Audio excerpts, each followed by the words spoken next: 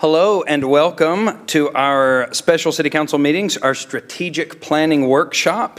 Glad you're here, excited to have you. It is now 6 p.m., so we will get started. Madam Secretary, do we have a quorum? Yes, sir. We have a quorum with Martha Huffman and Councilmember Cody Chin absent. Okay, perfect. What's the next item on the agenda, please? Next will be invocation given by Greg Bradford with Lake Point Church, followed by the Pledge of Allegiance to the American and Texas flags. Pray.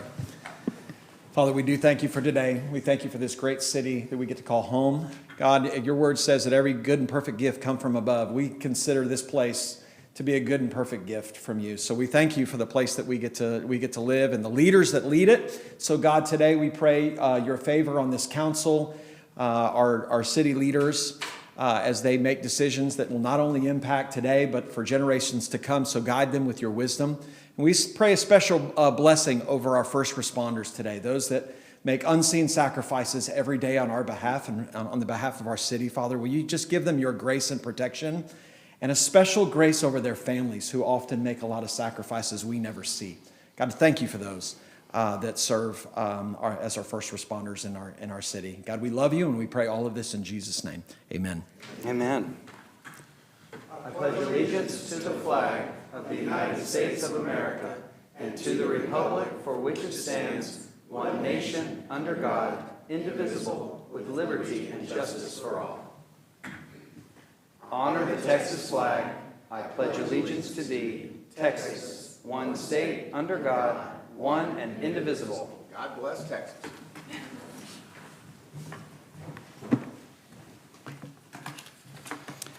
All right, Ms. Vicky, next agenda item, please. Next is item number 3, public comment, and I've received no request to address the council. Okay, so next item. Next will be item number 4, which is strategic planning workshop, and that will include strategic planning workshop session number 1 review, establishing strategic priorities, priority goal setting, and next steps. Okay, perfect. Thank you. All right. So Hillary is back for session 2. She's going to lead it off, and then we have a staff presentation for you. Yes. Hi, Perfect. everyone. It's good Welcome, to be back. welcome. Good to see you all again. I won't belabor too much what we covered last time, but I do want to hit some of the high points for the folks that couldn't be with us, and then also just to sort of set the stage for what we're going to be working toward this evening. Those of you who have done this before know that it's a pretty kind of well-oiled process, and so we will work through it at your pace and get to where we need to be by the end of this evening. So tonight we'll be looking at the workshop 1, confirming those pillars, and then goal setting underneath those pillars, and then determining what the next steps are that we all expect of your city leadership. So workshop 1, we talked about unity of a body, unity of an organization, being deliberate about it, committing to processes. This is one of those things that you all have committed to, and it has shown lots of results over the years. Declaration of intent, really being honest and upfront about what it is we're trying to accomplish so that we can all understand what it is that the aim is. Being open and candid with one another to the degree possible, respecting each other as elected officials and those public members who have opinions that are valuable to us, and instilling this culture of civility, really trying to set the standard, set the stage for what good governance, good government, successful government looks like. We talked about some principles of good governance and really trying to base decisions on the next generation and not necessarily the next election. Tonight we're talking bigger picture, longer term, right? So we want to elevate the conversation when we're looking at strategic, because strategic, while you might be able to accomplish a couple of little things here and there quickly, most of the time you're working toward a much longer term goal, and we want to make sure that the iterative steps we're taking are really pushing the needle in the direction that you all determine is the right direction. Focusing on the mission, the vision, and the values. What is it that we do? What is it that we promise to deliver to the community? And how do we ensure that we are doing those things that are in the greatest good or the greatest need? Embracing our responsibility to govern rather than manage, so staying at that higher level, setting that broader picture, and making sure that the standards are in place that Michael upholds so that you can be confident that when you say this is our vision, this is our aspiration, that he understands that and has the tools that he needs and understands the system by which he needs to come back and review those things with you or charge out with his employees and make it happen. Protecting the integrity of the process over the rightness of my position. Again, really trying to be those leaders and role models, because civility we're losing it around the world. If you haven't noticed, it's not just in small areas. It's everywhere I go these days. And honestly, how can we be better at being civil with one another even when we disagree? Because what we convey is what the audience, what the public believes is the right course of action, and what we don't want is this to devolve into something that is a non-productive environment. We really want to try to focus on issues and keep them moving forward for the benefit of all. And then never forgetting it's not about me, it's not about now, and it never is. You're elected to represent the broadest public. Each of your votes, whether it's your specific constituents that you're voting for or not, affects everybody in this community. And so really trying to be those good leaders and have that long-term vision so that we're setting fate up for success for the next generation. We also talked about the traits of a rising community, kind of creating that foundational stability so that we can create an organizational culture and the capacity to achieve. Once we can establish some of that, people can begin to trust us as leaders, trust us as a government, and it creates this feeling of wanting to belong to the good that's happening in the community. And when they feel there's good happening in the community, oftentimes they want to engage in that good or be part of that. It can go the opposite too. We've got, sort of the burn it down kind of mentality that floats around out there, but really as a government, we're trying to sort of build it up all the time. And we need the public to be part of that process. We need them to fully engage. We need for them to support even when the decisions are hard. And ultimately trying to create this sense of pride in our community. I want to be here. I know what FATE stands for, and I want to be part of this community. I have choices, but I've made this choice for myself and my family. And then finally, this strategic visioning loop. You all are in the circle part right now where council's envisioning. This is a moving constant. And so again, why we're reviewing your strategic pillars tonight is because we need to be evaluating them constantly to make sure we're still moving in the right direction. Last week, Michael gave you some statistics and some information about what staff had executed according to your vision that was established last year. Some of those success markers, those things that are moving, and some of those that haven't moved maybe as quickly as we wanted to. And it's to you all to determine, are those still the right targets? And so we'll start there when we start planning the plan for next year so that we can make sure we're still on target. Some things have been accomplished. They come off the list. There's room for more. Some of them we want to keep moving forward potentially, or we may want to change course in some way. But it's to you all to say, this is big picture what we want. Staff go figure it out. Staff comes back, says, did we deliver? And then you all get to determine whether it was success or failure. And so sort of that's where we are, but we want things to be living and breathing and moving constantly so that it's not put it on a shelf and forget about it. And then just as a quick review, we did a SWOT analysis just to kind of frame up where we think we are right here, right now today, so that we can determine if some of these things are those that we want to address in the plan that we're going to start developing here in just a moment. But the strengths: economic growth, Lafayette Crossing activity, finances, city operations and a good staff, great staff, public safety. People feel very safe here because they are very safe here. People in the community want to be here and are engaged. They desire to serve. They want to serve on committees. They want to run for office and those sorts of things. Downtown is moving, and we're seeing more visitors there, more activity, more action, which is great. FATE's a desirable place to live, and we like that there's this mix of sort of the city and country kind of feel. We think that makes FATE a unique place in general, and it's something we should look at either trying to preserve or enhance in some way. Weaknesses, obviously a kind of a strained council dynamic, sort of the clouds that are existing over us because of that. Social media being very kind of loud, boisterous, saying things and kind of agitating the whole system.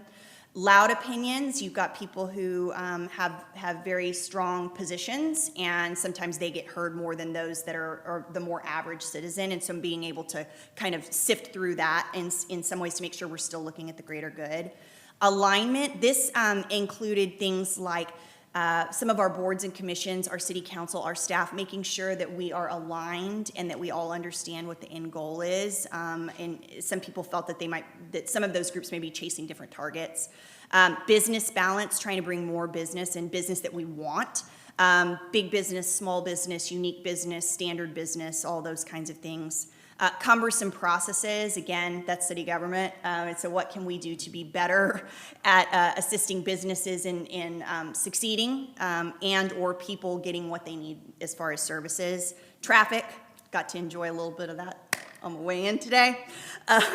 Infrastructure, the mud structures just it's just complicated here. Rules are different, things are different, and so it's just a complicating factor in your community. And then neighborhood divides. We want to make sure that we don't have these pockets where it's us versus them, like north versus south, east versus west, whatever, this neighborhood versus that neighborhood. So trying to figure out ways to keep all of the neighborhoods with these mud structures connected as much as possible.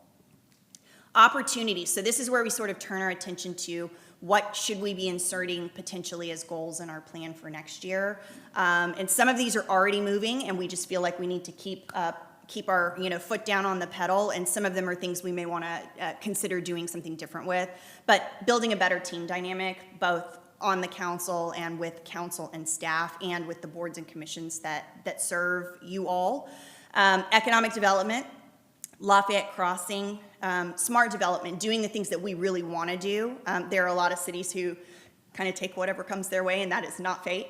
And so really trying to be smart and strategic about what it is that we're developing. The comprehensive plan being a process that's about to start, and it being a huge opportunity to kind of chart the course for what the next phase of FATE looks like. Process improvements, always continuous improvement, trying to be better at all of the things that we do and better serve the people we serve. Downtown, keeping the energy going there, maybe activities, encouraging other things to be happening there so that we don't lose the momentum that is building. The downtown park that is planned, it's not real yet, right? It's next meeting, okay. Next meeting, we have the bond Okay. process starting. So it's close. Yeah, okay. So the downtown park that is in plans and potentially will be acted on next week, or next meeting. Creating a sense of place, uniqueness, fate, trying to chart its own course, saying this is who we are so that you can stand out amongst your surrounding communities.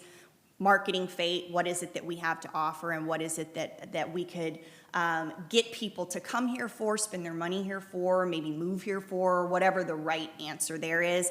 And then more events. What can we do to create that sense of community, bring people together across lines, and really keep the energy going, and potentially give ourselves some visibility and notoriety because of. And then finally, threats, like what are those things that we've really got to get a handle on?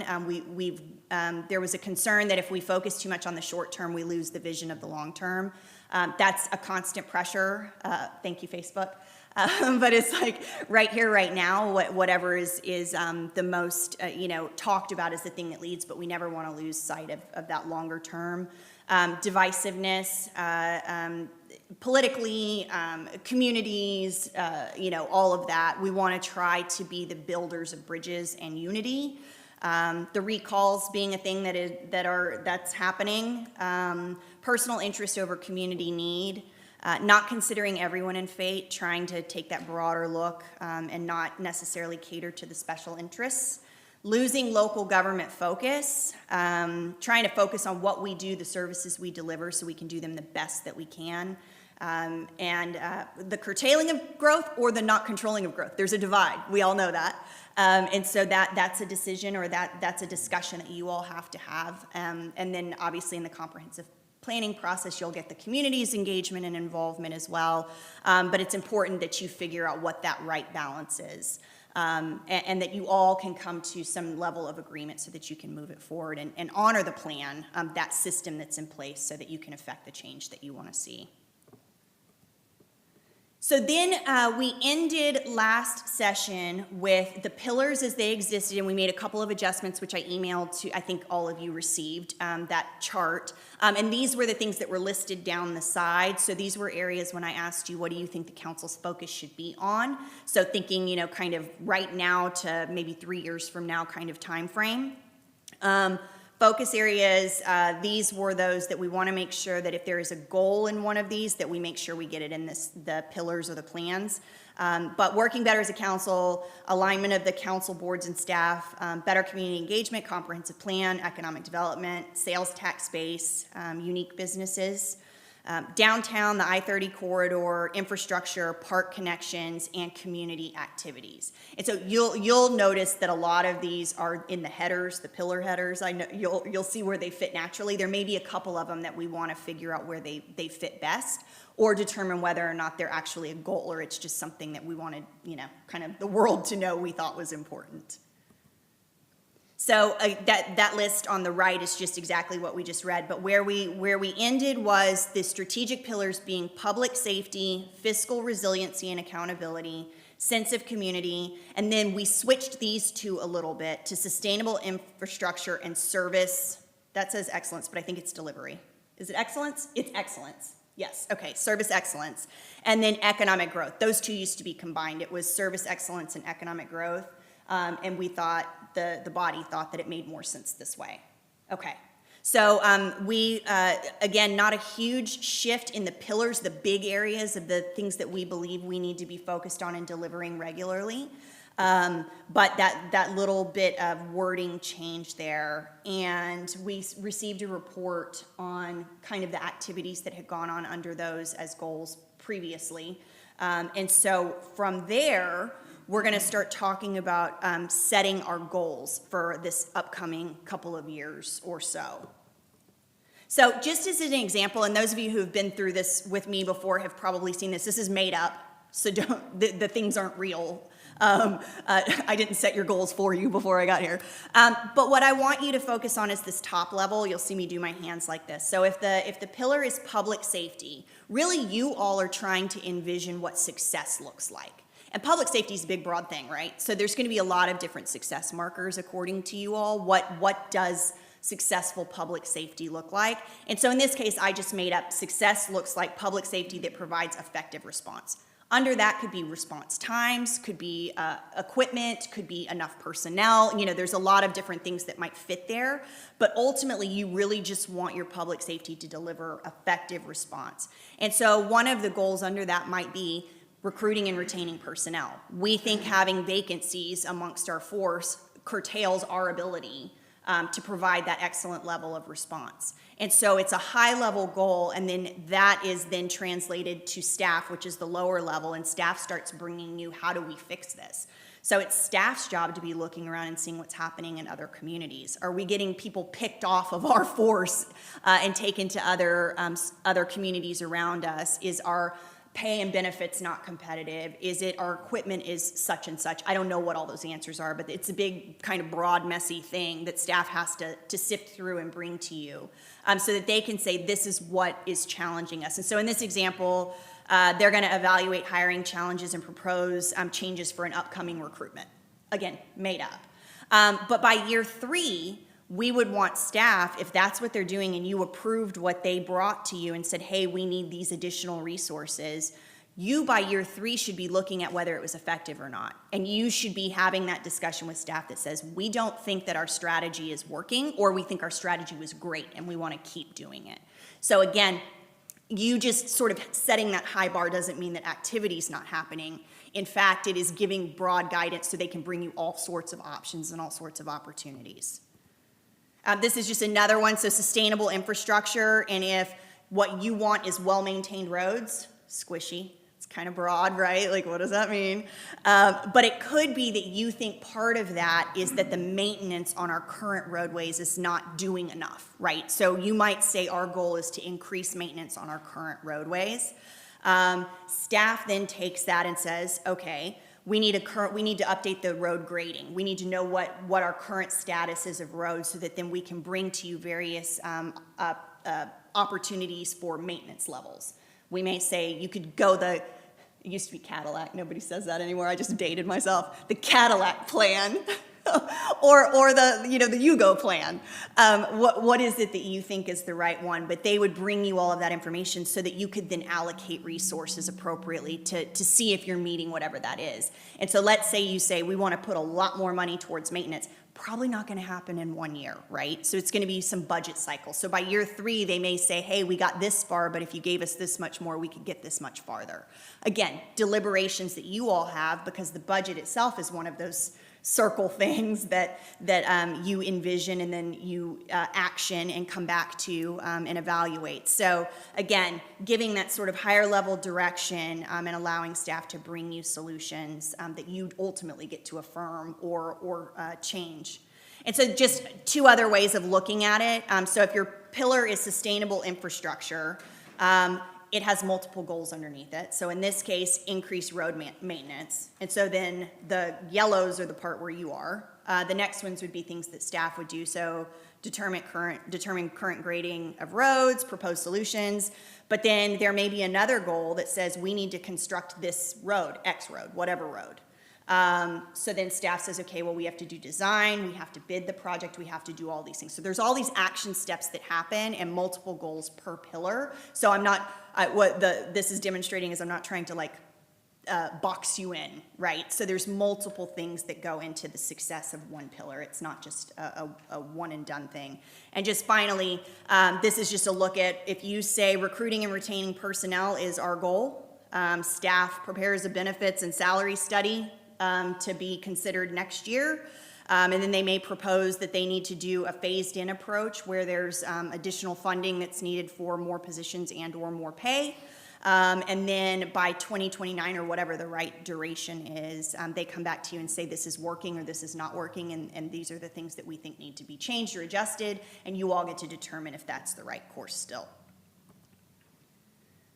So strategic goals, vision, mission, values kind of up high level, future focused, thinking about what are we trying to achieve, not who are we trying to appease, but ultimately what are we trying to achieve, right?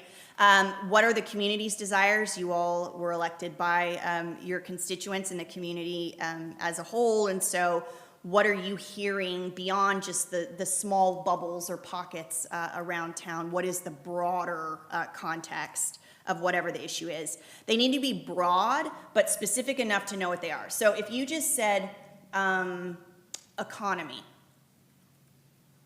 probably not as specific as economic development and that we want there to be, you know, sales tax generation, right? You're getting more specific. You're not telling them how to do it. You're saying we think these are the key elements or the important ways to do it. So broad, so that because they're going to go on for a duration, but really more specific than just kind of like throwing whatever out there.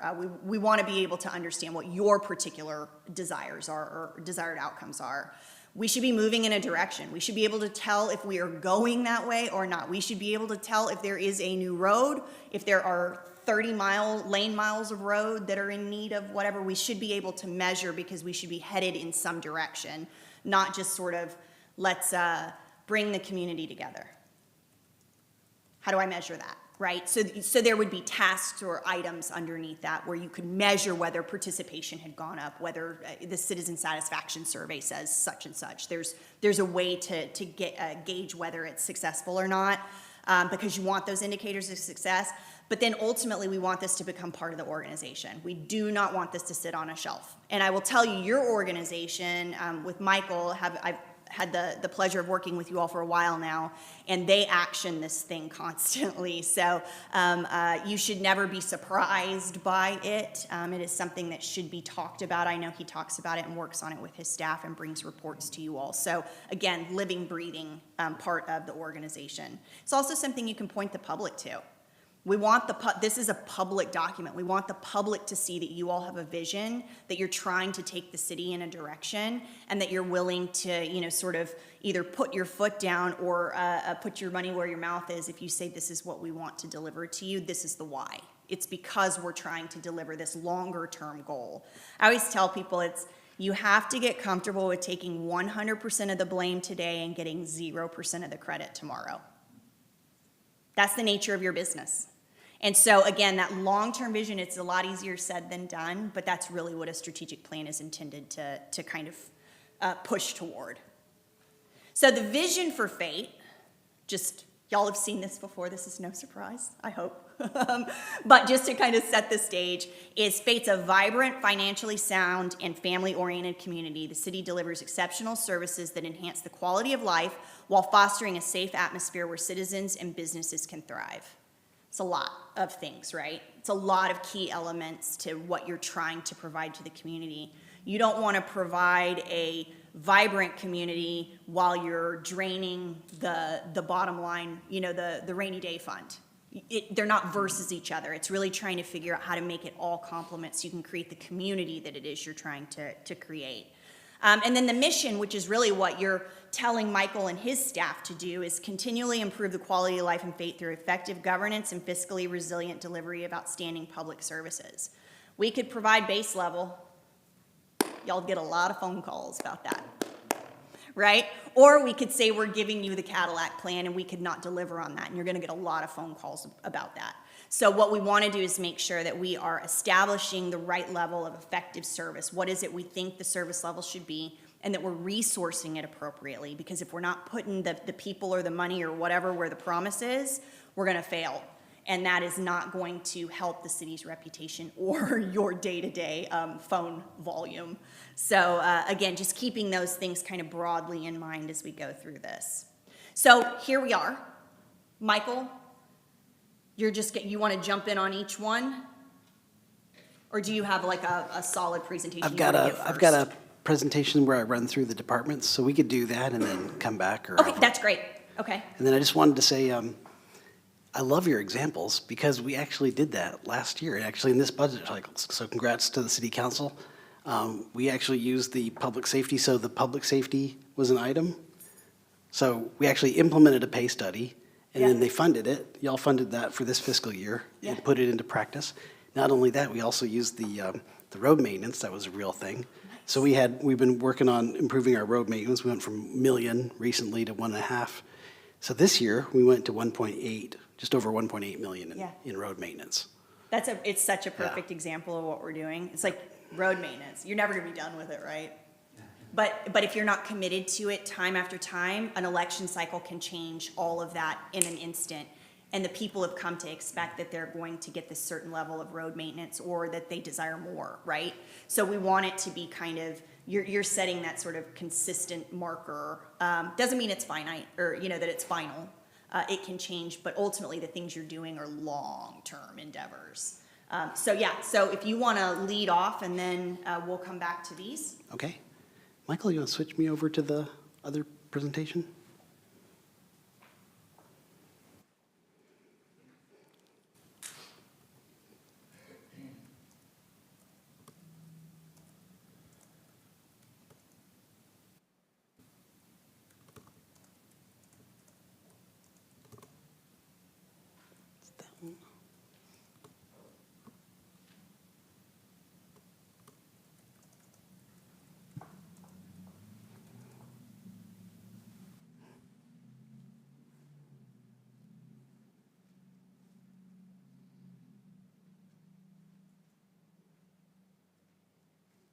Okay, thank you.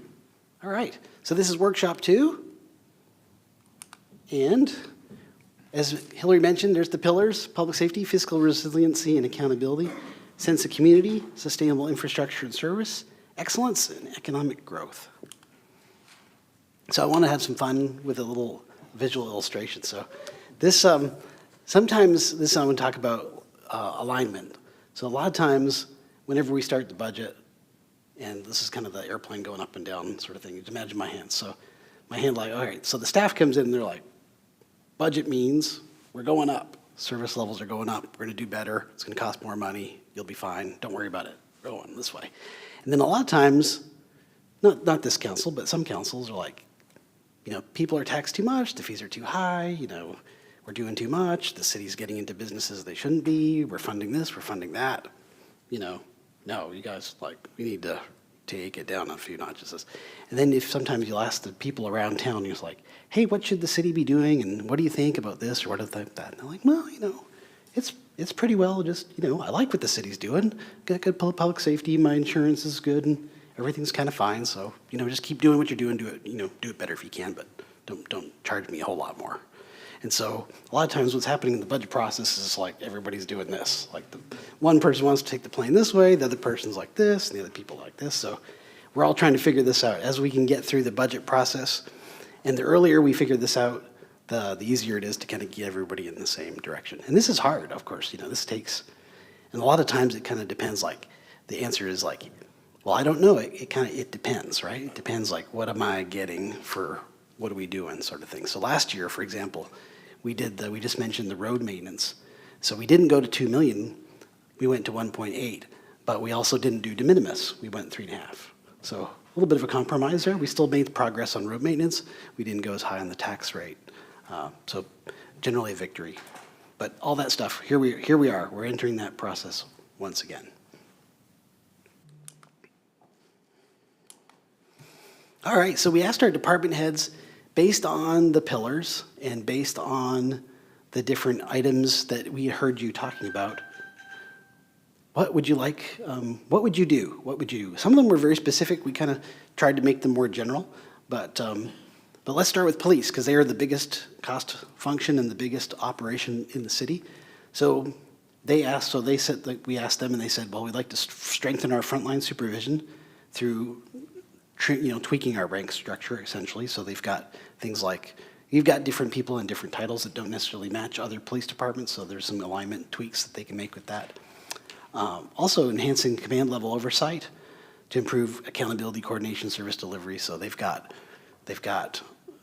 some in your organization, there's some lacking pieces of where you've got people some ranks are doing way too much and some ranks are more operational, so they need to figure out some of these more mid-grade tasks. There's not a lot of capability or operational ability to perform because of the way the time is being spent. So I don't want to get into too much of that, but we're looking at who does what at the police department and other ways to improve that structure.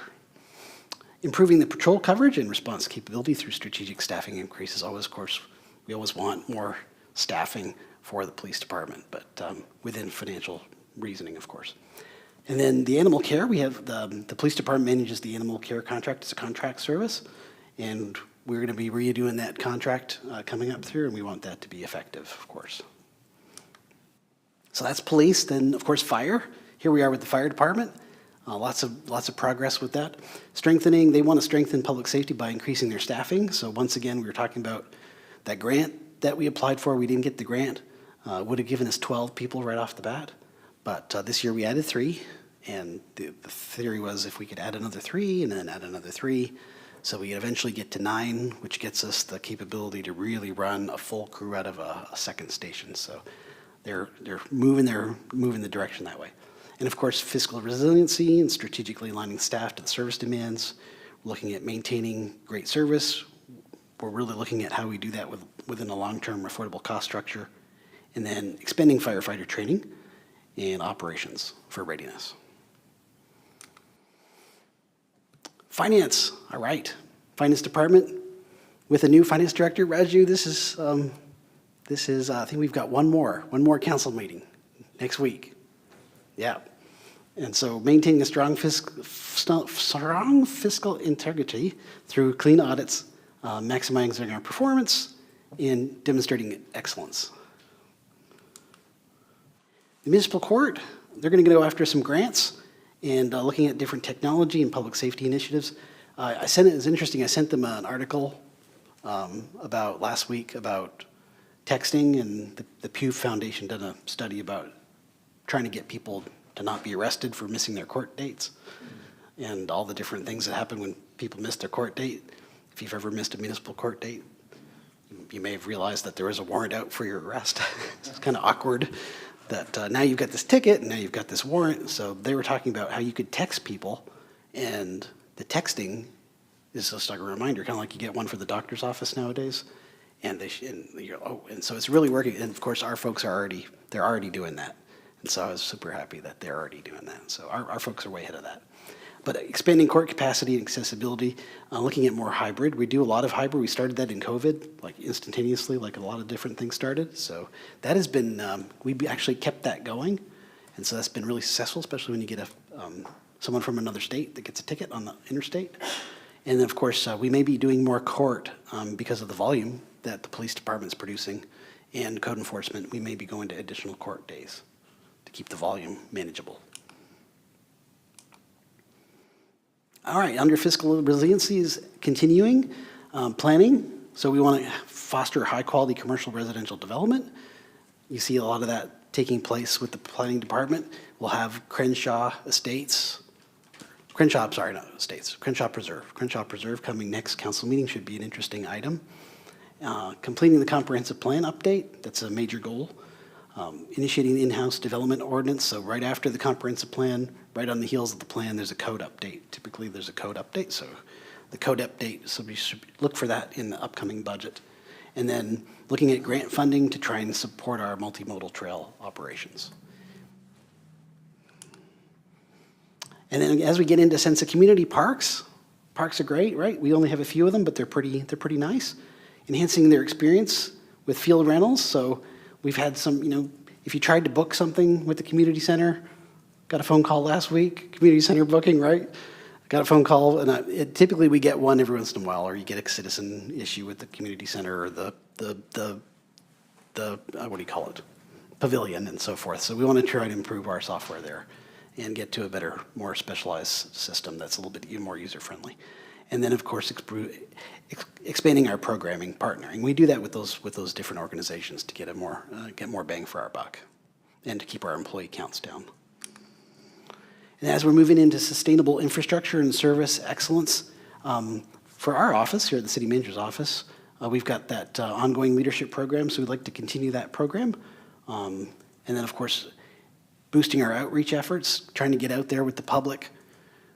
We've got the new Citizens Academy now, But we'll see, it'll be interesting to see in May if voter participation is up above the 8% that we've seen kind of lately, but we've just kind of we've descended from 25% voter turnout over the years down to 8%, which is a Dallas County average, and lower than Collin County.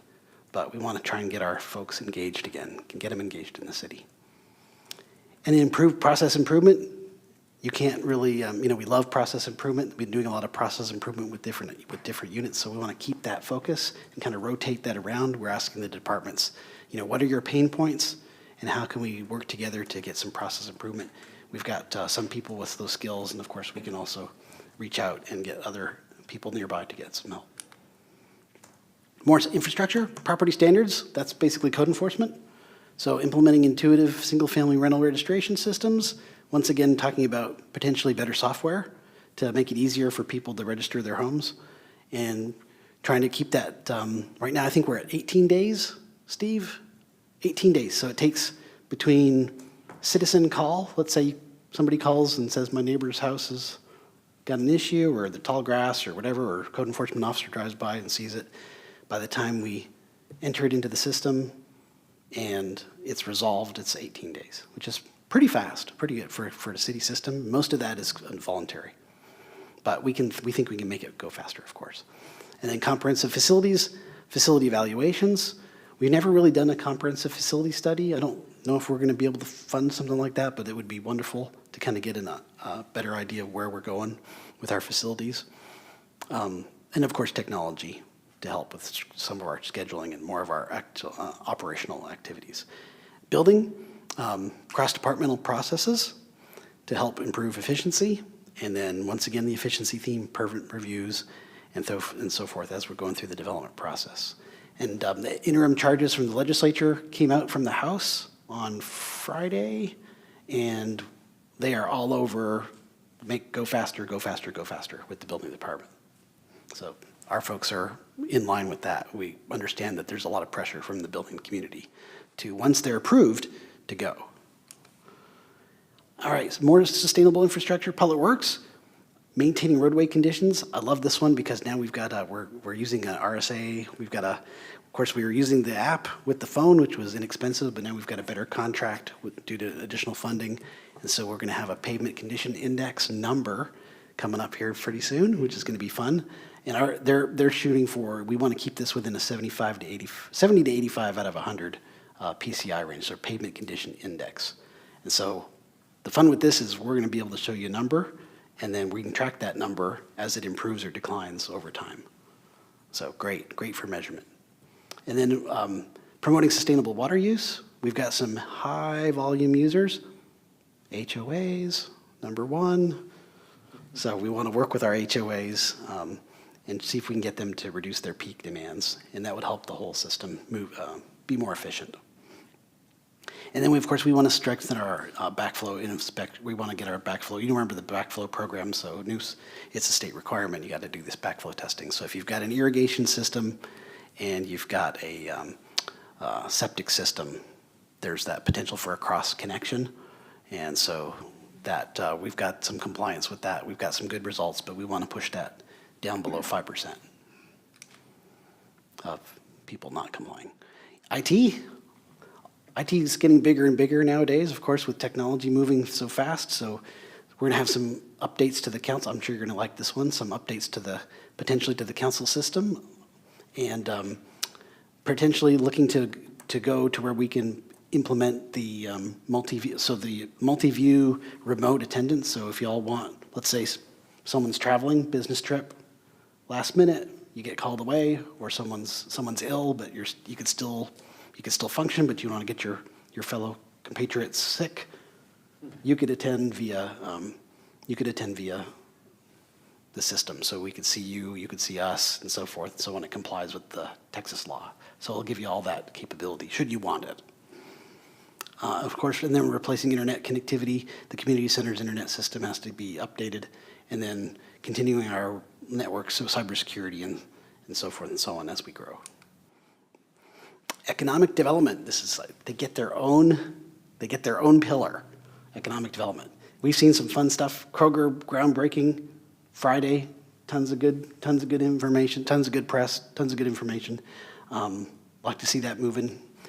So we're going to really focus on downtown, streetscape, connectivities, walkability, et cetera, and then developing, enhancing downtown strategy, activation, community hub, and then of course the hub, developing business and so forth. And as I was looking at this, I said, well, you know, we talked about I-30 as well. I-30 is not on here. And I think it's one of those, what we're going to see with, and Emily, correct me if I'm wrong, is I-30 is going to be like the big book in front of your, like I-30 is going to be like what you do. And then what you're going to have to push is downtown. So downtown is going to be one of those things that you could spend, you know, you could spend all your time on I-30, but if you don't push downtown, downtown's going to need a lot of extra effort, I would say. So basically, we are deep. We've got that project coming up on the southeast corner for the Hunt property, and so that'll be an interesting one. We'll have continual updates on that one, and lots of activity to follow on the rest of the highway. I believe that is our list of recommended goals from the departments. But yeah, we're ready to talk about whichever ones you'd like, or take. I can do it. Who Hillary knows? can take us through the next process. Did I do it? Like riding a bike. You're back. All right, I took a bunch of notes. So yes, what we want to do is go through kind of each pillar one by one. They threw a lot of things at us, and I think a lot of those things fit within some of the goals, the broader goals that you all have talked about or established. There were a couple of standouts like I-30. I remembered that there was something else. We'll get there. But like economic development, sales tax base, do we need to be more specific? But I'll keep our focus on those things. But any of those that Michael mentioned that you all jotted down or want to make sure that you include or want him to go back to, we'll do this as casually as we need to. But we'll start with public safety. And again, the list on the left-hand side is what the goals were for last year. I believe some of these have already advanced. Some of them probably are still evergreen. But it is to you all to determine, are these goals still relevant to move to the 2026 list? And are there other goals that should be included on the 2026 list? So recruit and retain personnel, evergreen, probably a yes, I'm assuming. Okay. Effective emergency response. Some of the things that Michael mentioned on the police list was the organization, like the rank structure, patrol coverage changing. Those things would probably fit within something like that. Is that specific enough, or is there something that you all think should be? Hi, I didn't mean to ignore you. I saw you come in. So anyway, just the question about, do you want to be more specific, or do we think effective emergency response still sort of captures what we need it to? Personally, I think that encapsulates most all of that stuff that was on the list, so. Okay. Me personally, don't see anything more specific. Okay. Okay. And then public safety strategy improvements. I think some of those could also be one of those categories. I'm not positive. Michael, do you see a delineation there, or do you think that one is? Maybe the patrol changes. And I know all of the department heads are also at the ready in case we want to engage more directly with them about what they're talking about. But I think Ryan, I can't see your face. There you are. Yeah, the patrol changes would probably hit that. I know we've put a lot of effort into traffic, evidenced by, you can see the ticket volumes and the municipal court activity and the court revenue. So lots of activity there. Okay. But yeah, changing up the patrol dynamics. And then of course they're looking at potentially, if we can afford it, more officers, which would also add to our firepower. I have a question about adding additional police and fire. And it goes under the number one, recruit and retain personnel. How are we attracting experienced officers? What is the strategy for that? Is Ryan able to talk about that? Yeah, absolutely. Okay. There he is. And Lee is also here. Gotcha. And where's Ashlyn? There she is. Yep. Forgive me, I'm getting over a little cold. So in the past, what we have had in place was a lateral program, and we discovered that through some of our recruitment efforts, that lateral program really wasn't meeting the needs to attract the officers. So since our changes have occurred, I've spoke with Lee in our HR department. Once we get some more things implemented, we're actually going to initiate a year-for-year lateral entry program with a cap on it. So, Awesome. so it's financially responsible, but Yeah. it will attract those officers. Okay. The other main thing that we're going to get, and we already have in place, is when we get that new building, that's going to change a lot of the culture of what we do every day. So Sure. we're ready for that to go into place as well. But the lateral program is going to be a good attractor for Yeah, us. that was actually what I wrote down, because I knew that we had something different previously, and we didn't honor, somebody that was coming from outside of the department and giving them, a It was competitive real- wage, It was real basically. specific. Right. This one is going to be a little bit more black and white, year for year, and we'll bring them in that Gotcha. way. Okay, thank you. Yep. So I heard facilities. Is there anything facilities related that needs to be a We'll be goal? finishing the new public safety, the new police building. Okay. And is there, That's going to finish in 2026? That's going to say, that No. that might be a little ambitious. And this starts 26 and then moves into 27. So I just don't know what the Yeah, the it won't be, timeline is. if we're doing, if it's a year from today, then it won't, no, it'll still be, Okay. it'll still be under construction. Is it a big enough thing that's happening that it would be at the goal level, or is it a task underneath effective emergency response, or, because it's gonna take some time and some Yeah, effort on. it's a pretty big deal, yeah. Okay. Sometimes we also say it so the world knows. Yeah, it's a big, Right. I know the team that's working on it, it's a big deal, yeah. Okay. It's a $20 million bond issue. So 17 million of it is this facility. I think that it deserves its own point. It is a big deal, and people's taxes were raised because of the bond, so I think that it would be a good idea to include it in the goals, so that we stay on track and make sure everything's managed appropriately. How do you all feel? Okay, okay. So I'm gonna jot this note down for actually, I'm gonna leave these out so we can just do this easily. Are you calling it public safety facility or police? It's a police building, police station. Police station, okay. This is just notes for myself and I'll clean it up. You could say continued, or stay on track, or stay on pace.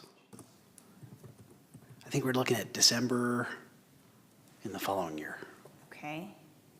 And then, last year was the police and fire transition That's taken place. so that one can come off this list. Okay. So then we would be with recruit and retain personnel, effective emergency response, public safety strategy improvements, and keeping the police station moving forward. There was also a mention of animal control, but it sounds like that's just contract, and so you all are comfortable with that just being part of what police does. And then, looks like there was, and then I'm assuming, but I'm just gonna put this out there for your determination, but training of personnel would be under either strategy or effective emergency response. It doesn't need its own. Okay, all right. Anything else in public safety that we need clarification on or have concerns about? Okay, so let's move to, Now that we've got fire as well, fire and police, do we want to talk about fire? There he is. is there anything? John, we're talking about, we're talking about staffing. I think we mentioned staffing I think it just comes under, we could say it comes Recruit and under recruit and retain and effective. So I know we're looking at That's what I was thinking, and then. how much can we afford on staffing? And it's training, all right. So we're probably fine. And then the service levels would probably be either effective response or strategy. Sure. Did we miss anything, John, in fire? No. Okay, great. Did we Unless you want to have, build them a new fire station. we're working on that. It's in the bond. Yeah, it's actually, We have all It the is. equipment that we were supposed to have as part of the bond has already been ordered, or? correct. Okay. Yes, the ladder truck is on is in production. We should have it October, we should have the ladder truck, and that's 2.3 million. And everything else was operating budget. Y'all bought the truck out of the surplus, the engine, so. No, yep, that's it. Okay, ready? All right. Yes, okay. Fiscal resiliency and accountability. These were much more in the sort of the evergreen kind of area because they're things that you expect of the system moving forward, but you say them because you want the public to know that they're important, and they are. But last year it was appropriate tax rate. We had a little back and forth about what that should say, and we came up with appropriate. But that is certainly your purview. Effective revenue management, fiscally productive development, and then responsible debt expense management. I'm throwing to you, do all of those still feel relevant, correct? Is there something that is missing from that list that you heard? Or think the verbiage or the wording maybe is, like I'm looking for feedback. I'll just throw something out there. For number 3, where we have in fiscally productive development, we could say for number 3, instead of having that one, have update comprehensive plan. Yes, you put that was in this category and not. Did I mix Wasn't that in- Did I mix categories? I'm looking. Oh, I that's was all in right. planning. Planning is in. Planning, Yes. we put Okay. planning in this one. Yes. So comprehensive plan Update. update. Okay. You think that's big enough or no? Oh, Leave it. I'm looking at people's faces. There is a planning section as well? There is a planning tab as well? planning was one of their areas that fit under fiscal Okay. resiliency and accountability. We keep that one if you like. To me, it's one and the same. I mean, we can We can do a change the slash. words, but it's, yeah, Seems like a slash. slash. Yeah, Comprehensive This plan language update. feels like it's at a higher level than the comprehensive plan is, because going through the comp plan process, while it's a long process, is kind of a one-time deal as opposed to talking about fiscally productive development can be more of a multi-year longer deal. Okay, so And maybe it so- helps us to keep it here then. So one of the objectives underneath would be An appropriate manage or comprehensive plan. whatever Yeah. comprehensive plan, whatever the correct wording is there. But as long as it's mentioned, I think it's a big enough deal, I think, to you all in the community that, Definitely important. I just think, this is a high level and Yeah. everything. That's part of stuff that's Okay. underneath it. okay. Does everybody else think about these particularly? Is appropriate tax rate still the right? We even took off maintain.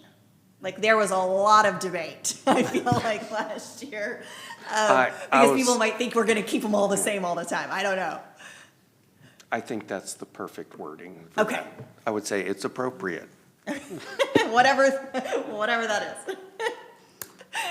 And then we have revenue and we have debt and expense, so we feel like, okay, all right. Oops, go this way. Sorry, y'all. Sense of community, we had promote community awareness through branding and marketing, utilizing the community survey, building community connections and engagement, and effective city management. And I heard a few other things this time. Do you want to flip, is there a way to flip to the other one To- fairly easily? Let me see. Oh, to yours? Yeah, do you want to flip over? Let me see if I can do it. I'm fighting you with the mouse. All right, and it was the, oh, it's already up there. There we go. So,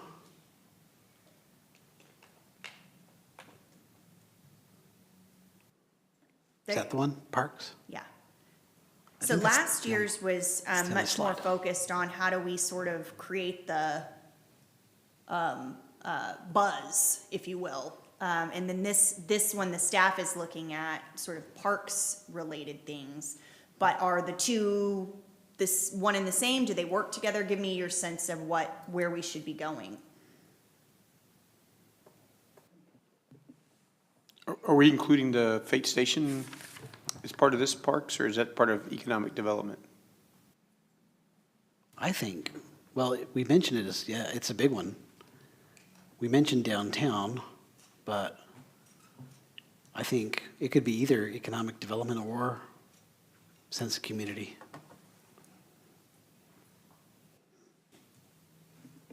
Probably sense of community, right? A park is more, even though it's going to drive economics, it's still a community. It's going to be a Yeah, it's community gonna- Gathering place. gathering place. Yeah, Mhm. and well, I mean, you could sort of infrastructure, but, if you will, but it's different than that. It's active. It's not, Yeah, because it'll be a park Yeah. first, and then it'll be a driver Yeah. second. well, and one of the things that was on this list was community activities. And so if we go back to. Let's go back to the other Oh, one. you're gonna do it?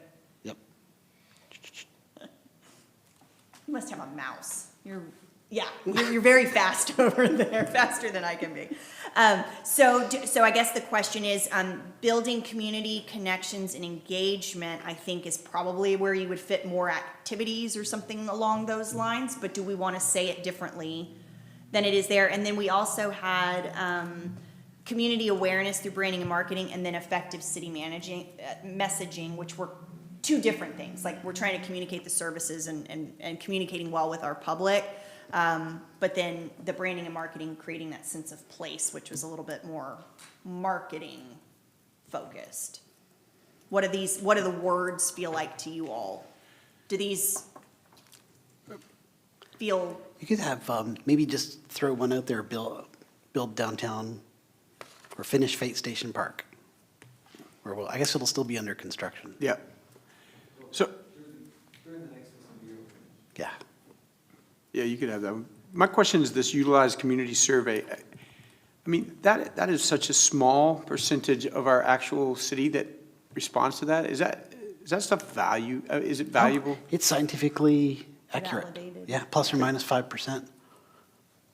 and that one, I think you had just gone through or you were getting the results back last year, is that right? Was that the timing? We changed the timing of the survey. Okay, Right. so that's why that one was And- particularly important, I think, was we're getting this Yeah. information, and so we want to make sure we do something with it. I don't know if the And we timing, actually, no, it's good, it's good. And Okay. I think you almost crossed that one off the list, because what we've done is, we got the survey, we changed the timeline to get a little bit better picture of kind of what folks were, because I think sometimes when you ask them if it's like an angry, like it's like an angry period, everyone's like, Yeah. But then if you ask them kind of essentially this time we asked them when folks are kind of getting back to school and things are kind of getting more normal. And so using those results, we actually debriefed with our department head team, and everybody looked at their different areas and looked at how they could improve little pieces. And we use that as we're coming into this process. We're all looking at, okay, how do we use the survey? What is the public telling us in the survey about our services? So we've kind of baked that in over the last few months. Although y'all haven't seen that taking place, but that's what's been going on in the background. So, But do we do it again, or is it something we do every? we do. Yeah, we do Every it year? every. Okay. We're currently doing it every year. tell me if I'm way off base here, but at the time I think it was either new or different, right, last year? There was something more We important initiated about it in, I think we had just gotten the results, and they were, they were a little bit worse than they were the prior year. Okay. It could have been in the timing. So I Okay. think we did them in like February, if that means. Yeah. So we did them in February, which was like during the height of the election kickoff. And so we didn't think it was great timing. So we got the results, and it was like, it's a bit of a mix. So we did the survey again. So sometimes they move. So for instance, if there was a one-time thing, like I needed to build a park. Well, then that park is no longer build a park and it's a place. It's now how do we do these activities or create community from it, right? Yeah. So they sort of can move. And I wonder if that's not an example of it has moved to excellence in service delivery. Sure. Using it as a tool to understand how well we're doing or not. And the big one that we got from the survey was that we implement a lot. In fact, Stephen took the lead on, was the utility billing customer service sort of initiative. So that kicked off kind of a year of trying to improve that with that team. And so then you got the stuff like the new billing software and the texting where you can text City Hall and ask people questions, just like calling. And so all those different things that you saw going on, that was part of gleaning from the citizen survey. Yeah, and I'm okay with it being, I just was making sure it was something we did every year, because I couldn't remember if we did it every year, it was every other year, or something like that. But if it's something we do every year, then we definitely want to utilize the information that we got, so. I think part of what was changing last year too, we did have a conversation with the council about if we were to go to every other year. Just the idea of sometimes it takes longer than a year to take that feedback, digest it, and make changes. And so in 1 year, a lot of times you haven't actually made all the changes you're trying to, so. But the council made the decision at that point, let's stick to every other year. We're good with that. If there's ever a decision to go to every other year, we can. We made the decision to go to every year or every other year? To I'm stick sorry. with every year. Okay. As opposed to going to every other year. Okay, Yeah, that's fine. okay. Do we want to move it to times when everybody's happy, though, if we're trying to get community feedback? I mean, I think that it's Well, some probably a people are good happy. idea to get them while they are angry, because Well- at least then they're being honest, right? I mean, Maybe a if neutral. everything is great, you're not going to get as much feedback, to be honest. You get more feedback whenever, things are a little contentious, but, I mean, I understand why you don't want to hear the complaints, but in my mind, Oh, we still heard kind of, plenty. yeah, well, Yeah. If I yeah. could too, I think, I do would imagine. think it was more than just complaints. Let's take non-city election and take like a presidential election. During election times, as you know, and I'm not thinking of any specific examples, rumors start flying, who knows what's actually happening down there. And that was more of our thought of, let's do it at a time when you're not seeing all of that, and people Sure. are kind of living their life in the community without kind of any election interference is such a word right now. I'm not, without that interfering in just the Yeah. emotions of how people feel about the city. But Gotcha. again, And I can't remember exactly the questions that were on the survey, so I mean, I don't know how much it would change from election time to non-election time, but. But I think it's a good conversation about the validity of a survey. Like, if we're manipulating when we do it based on public sentiment, we're not getting the best. So what we want to That do was is my figure point, out yeah. what the right schedule is and sort of stick to it long-term, so that everybody knows it's going to be in October, there's not you know what I mean, where there's less of kind of, because what we also don't want to do is have the public feel like we're using it in some way, right? Because, oh, they moved it, and last year it was at this time. So I think ultimately finding the right spot and kind of sticking with it is the right answer, but. Yeah, it seemed to work well in August. We Yeah. had good response rate. And I think people are that kind of mellow. that's important, is a time when you get the most responses. That's true too, yeah. Not Christmas. Yeah. Maybe not at Christmas. Maybe not November to December. Yeah. So do we think that it is still important enough to leave as a goal? Okay, we're using it and we want to continue to use it as a tool for that sort of broader brushstroke, okay. And then let's talk about branding and marketing and city messaging and whether those are still different. Do we have specific desires, wants, needs related to those? I know Michael talked about a Citizens Academy, and there was something else I jotted down. Lots of good feedback on the Citizens Academy. I think that's something that we should continue, just to keep our citizens who are interested and more involved. And branding and marketing is, I don't think that ever stops, right? You're always trying to promote the city, and Okay. especially as many new businesses as we have, so. And then just one other question, and is it Fate Station Park is the downtown? Okay. Is downtown and trying to create a sense of community there, or bringing people together there, bigger than?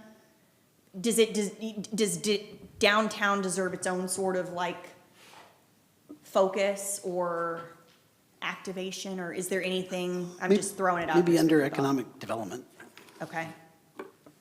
Yeah, but I think you promote and market everything in Fate, right? I Yeah. mean, everybody, even if businesses are not in downtown, we want people to be marketed everywhere. I mean, obviously downtown has got a lot of focus with the economic development piece of it, and it's changed significantly in the last 3 years. So, but I still think we do all of it. Okay. I was going to say, I think we need more Michael, didn't a couple of years ago, we put away about 50,000 or so for videos that were supposed to promote the city? How are we doing In the on MDD those? budget? Yeah, I think it was Justin that was up here discussing it. Was this last year or was this 2024? It was over the last year. Matt, we'll need to follow up with Emily. It's been about a month. Matt was wrapping those up as he was transitioning out. I think they're probably mostly there. We just haven't kind of picked that ball back up since Emily's gotten back, and that's not on Emily, but, Emily, do you have any information on those videos? Okay, let us touch base with Matt and get a very clear understanding, and I'll look through my notes from him too of exactly where we were. I think most of them are shot, but we just didn't go through the release. Do we outsource it or we should? We did outsource it. Okay. Yeah. And I think we could probably use in some of these, the branding and the marketing, along with a lot of other things, I think we could start a few citizen committees to appoint some citizens to come up with some interesting ideas on how to do things. I don't think it necessarily just has to be done through council or staff, even just for some outside ideas. I know we've got boards and parks boards and things like that, but a little bit more specific and more isolated things. I don't know how everybody feels on that. I know Yvonne is constantly kind of running around downtown, touching base with all the Main Street folks, and Emily's kind of plugging into that as well. So maybe that's something that kind of grows out of economic development on its own or over time. And that's, I guess, part of what I want to say is we need to get out of just downtown, like we have other small businesses in Fate that need the help as well. And I know there's some of these businesses that have groups that meet, small business groups, and if we can get feedback from those, that would probably be helpful as well. Okay.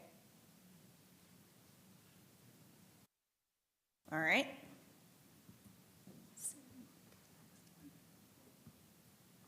Infrastructure and service excellence.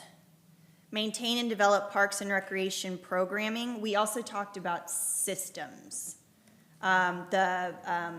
System improvements, the park registration and those kinds of things. So that wording, maybe we adjust a little bit.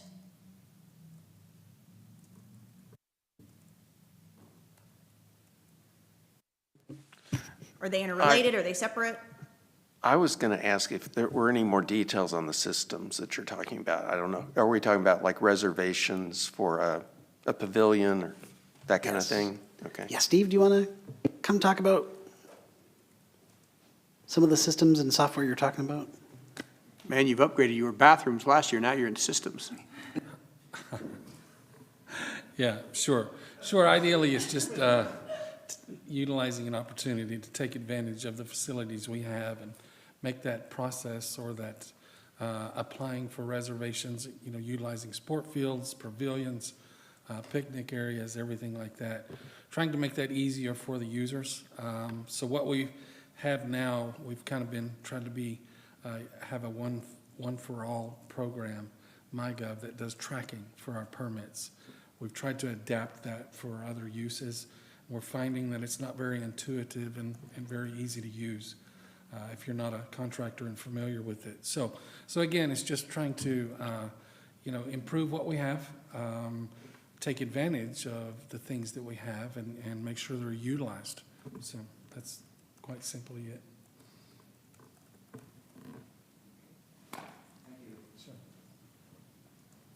Okay, so Parks and Rec programming. Then there was maintain and improve existing and new infrastructure. That I would assume is where your built facilities evaluation might fit. Yes. Okay. Yep. And I assume that's still probably important to us all. Does recreation programming, is that Celebrate Fate and all that stuff fall under there as well? Yes. Okay. Okay. Technology, safety, and security. Steve is behind you. Sorry. Go ahead. So that is also, like YMCA, we have the youth soccer, trying to coordinate with some of the local groups utilizing our sport fields, creating Fate, programming and activities within Fate. So that's kind of what that was also including.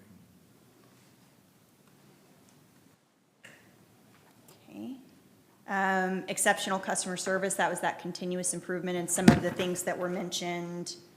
Where was it? Oh, it was on one of our weaknesses lists, I think, the systems. I'm looking at you because I Yeah. know you were the one who mentioned it to me in our Yes, we pre-interview. talked about, and it would go under service excellence, developing, exceptional customer service, but specifically, and I talked to Michael about this, standardizing the process for small business owners. We've had some feedback, or I've received feedback, and I'm sure other people have too, that if you're not a business owner that is in downtown, it's a lot harder to get communication with the city. And so I think that if we're talking about customer service, one of our biggest goals is to have these small business owners feel very supported. And I know you had sent me something that Justin had worked on. I looked at that, I was confused by it. And so I can imagine that as a small business owner, and you're trying to manage everything that entails, getting your business up and running, that might be a little confusing. So I would like to see us standardize that and have like maybe a checklist, or I don't know who's in charge of the small businesses and Fate that are not in downtown. That would be Emily. Emily does it Okay, all. gotcha. Yep. So so what we did, and she probably doesn't even know about this, we sent it to her via Stephen, but it was a guide on how to open a small business. Essentially, it's a web page. And it's it still wasn't Matt wavering either. I didn't want to No. throw him under the bus. No, He might no. be watching. Yeah. No, Matt did a great job. Yeah. But no, Justin put together a guide. So it's like, how do you open a business? And it's a lot. Like, in fact, the legislature, one of the things they're going to talk about is, and you probably saw, there's an article that went around the state that the city of Austin has a 112 point how to open a small business, checklist, or essentially. That's not probably too far off. There's a lot for a free country. We have a ton of regulation, So this guide, this webpage, it's intimidating. So we're going to try and revamp it. I think we'll talk to Emily and Steve and see how we can get it on the work plan. Just But making it more simple and easier to Right. follow for new business owners that maybe they've never opened a business before. It would, when I looked at that, I felt overwhelmed. It was a lot. It is a lot, yeah. And so we have AI now, which is a huge help, but still a simple guide for people that they don't have to figure out how to prompt things and ask questions, something they can go to one-stop shop. And specifically, like, things that the city's going to be asking for. I know that, there's different mile markers on the journey to getting started. So if that can be very clear for those businesses, that way they know what it comes next and what to expect, something like that. That would help, because we get a lot of questions. Someone will announce that they're coming, and then it'll be like a week, 2 weeks, 3 weeks, 4 weeks, and like, where are they? Well, they began, and now they got their list of to-dos, and they can't get through it within a reasonable time. So we'll see if we can help streamline that. And so does that fit within improving like customer service basically, but for those specific customers? Yeah, I mean, it's definitely, what I'm talking about is more for the small businesses, Yeah. but I think it does. It's definitely part of service excellence and exceptional customer service, yeah. Okay. What was the develop the workforce? What was that about last year? So that was a question I had, because we had the two mixed with service excellence and economic development, and workforce could be our own internal workforce, or it could be the workforce that we're trying to generate workers to support the jobs that we have. So it could be both, that's why it's in italics, but I was seeking clarification. I'll ask Stephen for help on this. I thought the focus was internal on the city staff. That was our intent with this one. Okay, so you'll see it on the next one, and if that wasn't the intent, for it to be part of the economic development, we'll take it off that list if that's still training and leadership. You have your leadership We had the leadership program. course and Yeah, the process improvement and so forth and so on. okay, And part of that is training the folks how to do process improvement in the departments. okay. Anything missing off? Okay, okay. Y'all are making this way too easy. Okay, so this is one where we had developed the workforce, but that wasn't the intent, so I'll take that off of this list. And then we had economic growth, and there was just the one resilient business environment. However, we have some other things like the I-30 corridor. I heard Lafayette Crossing. I heard downtown. Are there any of those things in economic growth that we want to particularly single out or focus on? I think you develop the workforce. I think that's valid for economic growth. I think we want to build jobs here in Fate for Okay. our residents. So I think maybe we don't use that same words, but Gotcha. something along the goals of, we're opening a new Kroger, which is going to give us 200 stores. How do we get more jobs for people to live locally instead of having to drive So job hours away? focused. Yeah. Okay. Is that, The hub was I think the success of the hub was also focused on small business, but knowing that small business generates actually most of the jobs in this country are small business jobs. okay. And then, so I'm just going to jot that note down and I'll bring it back to you correctly. And then resilient business environment, meaning one that was kind of steady, that withstood economic kind of ebbs and flows.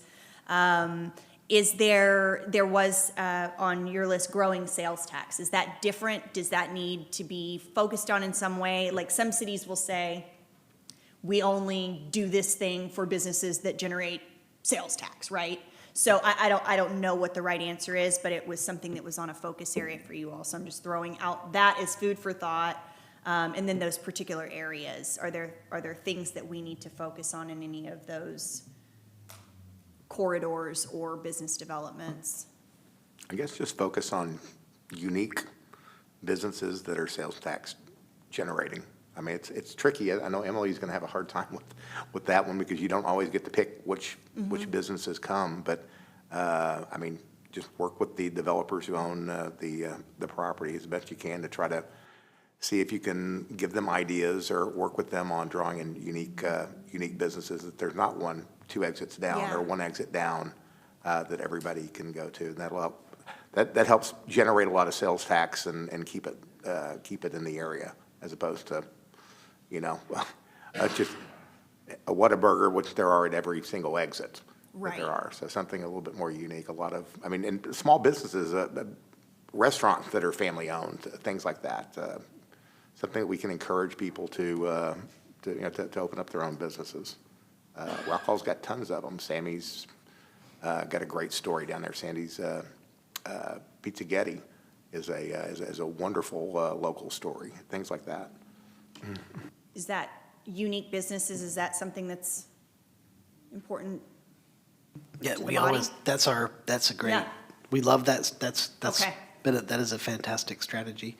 The part, and of course, what's happening, part of the economy is the big investors are like, oh, I don't have a Whataburger here yet, and for every X many miles, you need a Whataburger, so a Whataburger's Oh, they coming. find us. They Yeah, find us. We they don't come find to us. them. Yeah. That's, Y'all are on their no, map. no, we don't have a hook and bait out to try to get those. They But we do, but things like when there's an opportunity to, like, sauce and vine. just sauce and vine, absolutely. That was a labor, for those of you who followed that, that took a long time. That started before the pandemic, and it's finally open. And so that took a few times we were like, is it faltering? Can we keep this going? And then you get stories like It's Fate Creamery, where they're just doing all their thing, and they literally open in the pandemic, and they're You got now at a point. Smoketown. Smoketown is. Smoketown, yeah. is, Now we're top providing 50 barbecue. Yeah, now we're providing the downtown park, which Yeah, is we're going to yeah. move Smoketown into, so they can continue to be productive in that new environment. So, yeah, we love that. And we know people love that. Sometimes it's a little higher risk, but it's worth it. So- It's worth it. So one of the things that you speak on that as well is why we don't necessarily get a lot of smaller, unique businesses here is because Fate is brand new, right? Everything that has to be built is a new building with an extremely high entry to business. Whereas some of these other towns, people come into a bankrupt business, they pick it up and they're able to open it pretty cheap. So, maybe something from our MDD to help some of these smaller companies get, if we're going to give people economic incentives, those businesses are maybe the ones that we want to look at to try to get them up and going, because we have a lot of them who come here and just fail right away because they open day one, day two, the Facebook crowd goes crazy, and day three, they're closed. So I think we need to focus more on those guys. And then I'm so sorry. Sorry. I love the idea of attracting activity-focused businesses, but also your resilient business environment is so inclusive. I mean, it means attracting businesses and retaining them and having a variety. I mean, resilient business environment is a good sort of catch-all for that. Yeah. Now, I heard a sentiment in interviews, and then it's been mentioned sort of in passing this evening, but is there a need to specify that we want economic development and or business growth all around in other areas than what the focus maybe has been? I know that we've talked about sort of downtown being kind of the focus of a lot of effort, but then I've heard some of these other areas that were mentioned by you all. So I don't know if there is a broader painting that needs to be made. I'm just throwing it out there as food for thought because I just sort of heard it from different sides or different. I think so. different We've ways. got economic activity. We're blessed with economic activity kind of all over the city. So we've got a 66 corridor that kind of sputters and picks up, and we continue to launch. We've got I-30 kind of exploding. We've got a lot of stuff coming on I-30, and of course with downtown. So there's a lot of good emphasis that we could maybe see, kind of a citywide. And it may be a sub-goal, but I think with the redo of the comprehensive plan this year, I think with Emily coming on board, it's a great opportunity for our economic development team to be very engaged with that so that we can revisit those smaller pocket areas, whether it's the corners on 66 or along downtown or whatnot, just to help define what those right pockets are, what the traffic patterns are going to look like, to be able to drive sustainable businesses and not create situations where businesses are just in bad spots to where they're going to struggle. Okay. Anything else with economic development that resilient business environment I need to move over?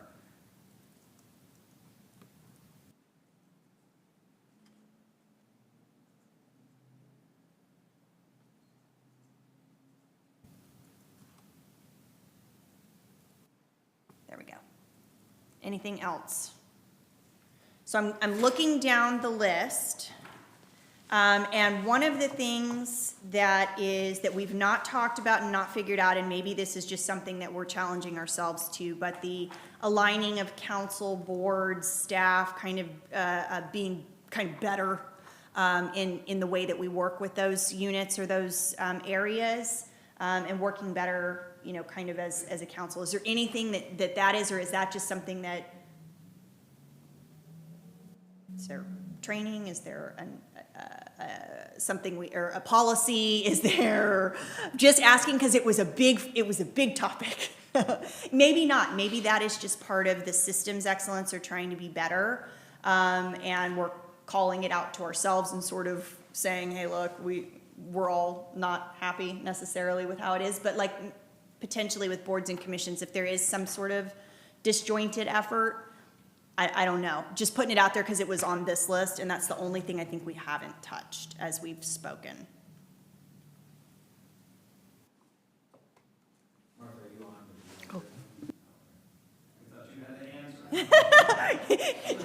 on? Words of wisdom. But it feels like that's something that's more of, instead of a big goal, more of a sub-priority that Okay. will probably fall under one of the other goals, and just something that staff-wise, council-wise, we need to be conscious of through the appointment process, through the guidance for all of those commissions and committees, and just making sure that council, as our boards and commissions are getting guidance, that council's in sync with that and on board with it. Right, and maybe there's some extra relationship building that we can do at the staff level with some of the boards and make sure that we're in communication. I met with the planning and zoning chairman last week for a little bit and did a catch-up, and we haven't done that in months. And so trying to get more active with doing that sort of thing. I know Alan is here with the MDD, and so there's a lot of, I know the MDD has been meeting more frequently. You all saw that when Matt got here. That was one of his things, that it was almost every month that the MDD would get together and go through and do different things. We tried to keep Parks Board pretty well dialed in. They're working pretty hard on the park with the staff and so forth. And P&Z is tricky because, P&Z, basically, they got the comp plan. They're following the comp plan. A lot of times stuff gets political when it gets here because people realize it's getting built next to them. They think it's a great idea until you tell them it's next to them. So a lot of that's going to be kind of that inherent conflict between the rule book and the politics. Can we please, I'm sorry, Michael, go ahead. No, I'm done. Can we please update the questions for the P&Z interviews? Because they seem to be the same question like 8 times in a row. Yes, I send those out to the council anytime that we do a new roundup for a P&Z vacancy and ask if you want those updated. And so it may just get lost in translation, but those are established by the council. Okay. So if you'd like those updated, then just let me, Okay. know what you want. Yeah, or I'll I'd be happy update to them do for it. you. I'll update them for you. Ryan and I will update them, and Stephen. I mean, I think it's. No. Yeah. Oh, come on. I think we could get some direction from Ryan on what we want him to be, but it just seems like those questions are all the same questions to me. I don't. We could put together a draft of some questions and at least get the ball rolling, get it started. Then, of course, give it to y'all to consider and give us feedback on. Perfect. Okay. All right. So I will get this shaped up and back to Michael to send to you all. The new structure, pillars and goals for the coming year. And so then what happens after that is staff has already kind of previewed for you the action plan kind of tasks or objectives that they're looking at for the next year. I know there's a budget process and all of that. When you think of that cycle, you've got all kinds of affirmations and things that you'll get to do in reviews. But they'll build that out to support those pillars and goals and bring that to you for your approval or blessing, and officially ask you to officially adopt it so that it is in fact affirmed and they can move out and start taking action. I always advise you want to publish this to the public. You want them to understand that these are goals that you all have acted upon and that they should expect, because you want them to hold you accountable as well.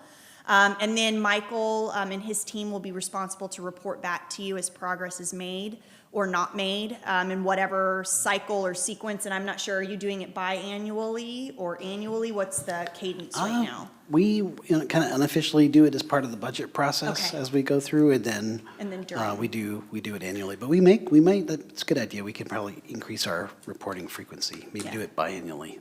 Depending on it, again, you don't want a report that just says in process, right? So sometimes whatever's in the plan is what dictates the cadence or the frequency of reports.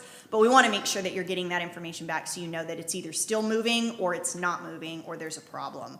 Because ultimately, it's to you to go back and review, just like we did tonight, and affirm again, is this still the correct direction and is this where we need to be going?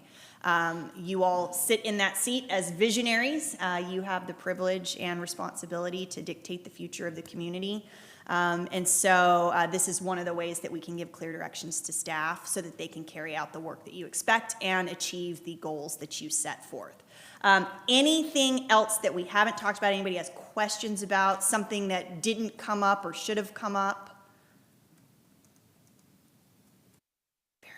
Or if you saw something in the departmental presentation, you're like, oh, I don't know if I want you to be doing that. If there's something that we shouldn't be doing, you can let us know. Just make sure you share that presentation, please. We'll share it. Yeah, absolutely. Absolutely. Yeah, and so you'll get this back in its sort of version that is the specific strategic plan version, but then you'll see those items probably crop up as well during the budgeting process as requests for either resources or allocations. So again, multiple chances for you to take a swing at it, but they really, staff wants to move forward in the way that you all determine is the right way. So your clarity and your direction is vital in this process, and I appreciate your time and energy and effort. And thanks for having me. Thank you very much. We enjoyed this.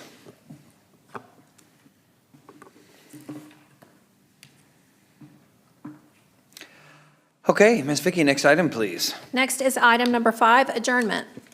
All right, do I have a motion to adjourn? I'll make a motion, we adjourn. Do I have a second? There's my second. Please vote. Second.